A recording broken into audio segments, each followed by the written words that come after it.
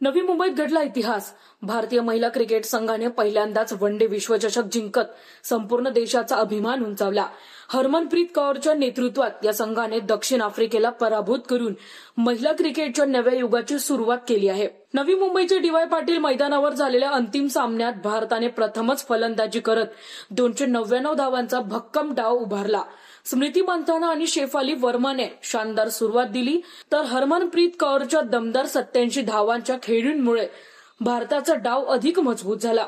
प्रत्युत्तरात दक्षिण आफ्रिकेची टीम 246 धावांवरच गारद झाली आणि भारताने सामना 53 धावांनी जिंकला। हा ऐतिहासिक विजय साजरा करत बीसीसीआयने महिला संघासाठी तब्बल 91 कोटी रुपयांचं बक्षीस जाहीर केलं आहे।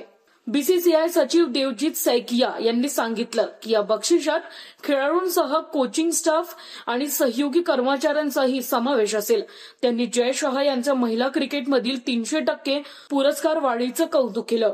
जय शाह यांनी वेतन समानता आणि महिला प्रीमियर लीगमुळे खेळाडूंना मिळालेला आत्मविश्वास हा या यशामागील खरा आधार असल्याचं सांगितलं। या विजयाने हरमनप्रीत कौर आणि तिच्या संघाने देशातील लाखो मुलींना क्रिकेटचं स्वप्न पाहण्याची नवीन प्रेरणा दिली आहे। तर अशाच महत्त्वाच्या अपडेट्स पाहण्यासाठी फॉलो करा न्यूज रॉड्सला। धन्यवाद।